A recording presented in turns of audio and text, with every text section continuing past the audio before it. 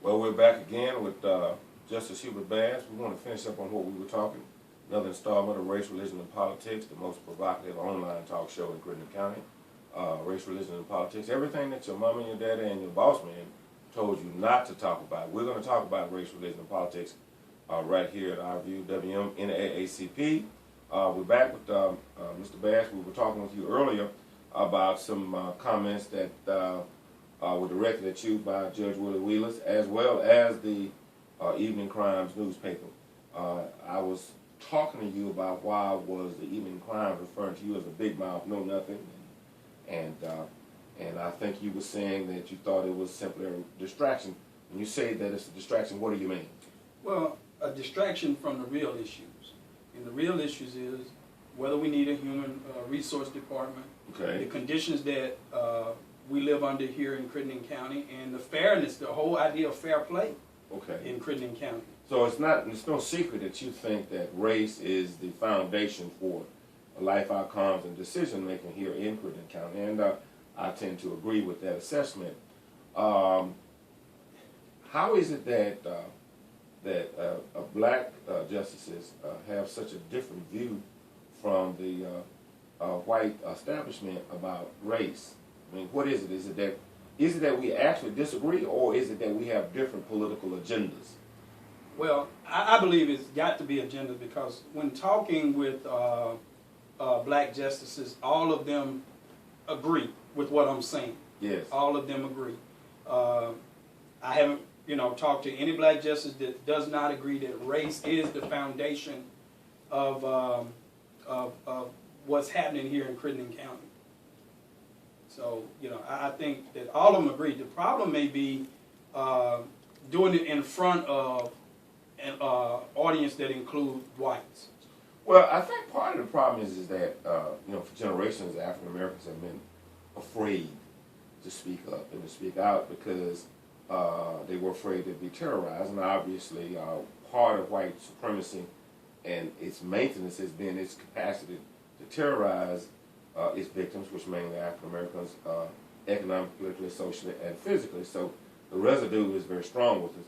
You seem to have presented probably a logical and rational argument the other day when you said that we just need to vote together to make sure that we gain respect, and that seems to have made a lot of people angry. Now, obviously, we know that whites always vote together. I mean, but why is it such a problem when blacks decide to talk about voting together?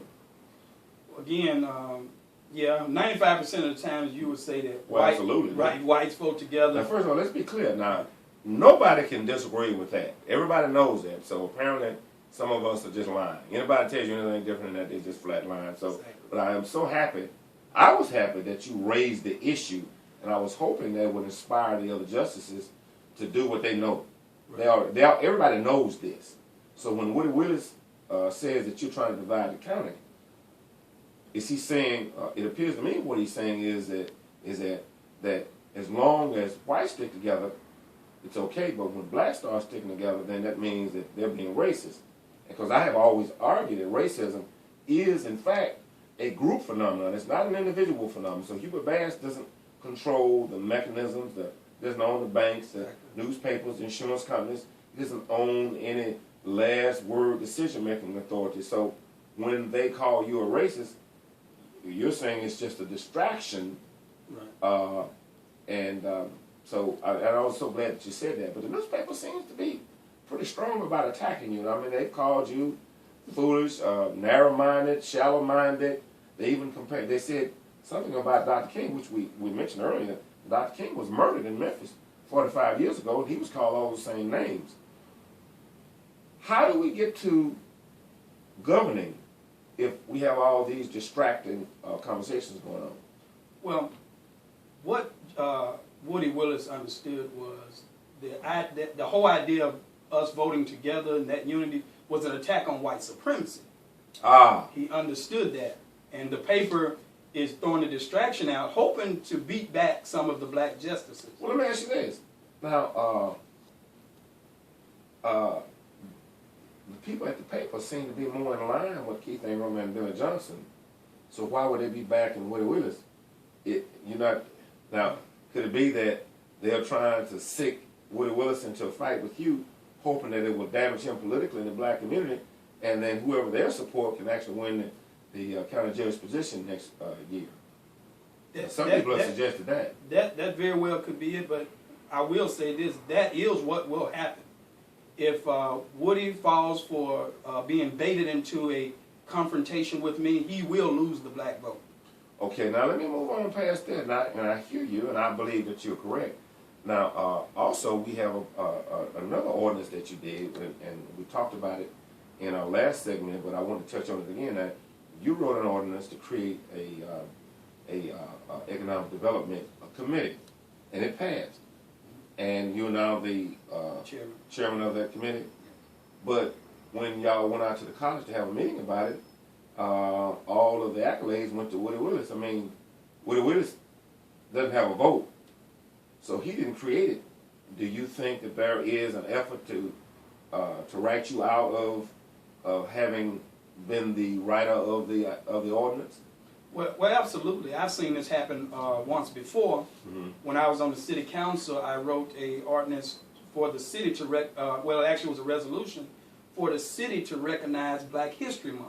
Okay. And the city obviously have been doing it ever since. I think Alderwoman Lorraine Robinson has kind of taken it over, but I've never been mentioned as the father of it. Now, let me ask you a question. Now, I believe you told me, wasn't she opposed to it in the beginning? She voted against it.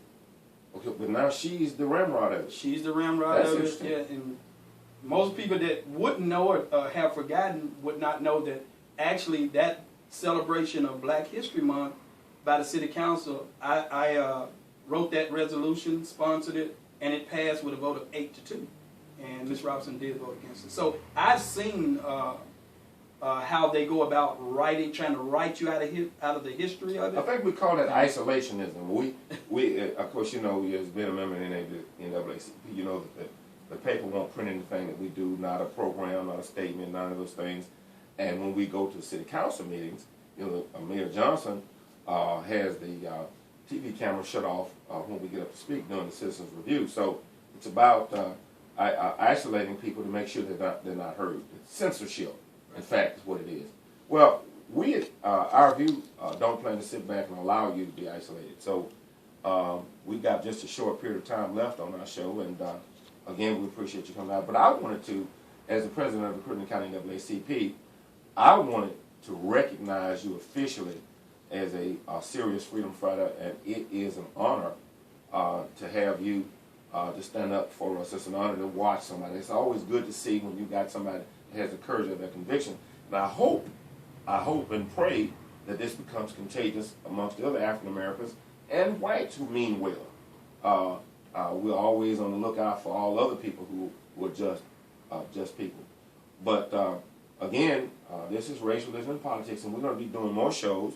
They're going to be short, but we want to do some shows on what you've done with the Human and Civil Rights Commission since the people at the Quorum Court decided not to sort of brush you off, as you say. We want to talk about that. And we want to talk to you, too, some more about some of your strategies for creating more African-American unity in Crittenden County. We believe, and I believe, that when African-Americans unite and do the right thing, that it, in fact, helps everybody in the county because, you know, working-class whites are oftentimes left out of the equation themselves. And so I'm so happy that to have someone like you out here working for us, and I'm hoping that Justice Lorenzo Park and the others will follow suit.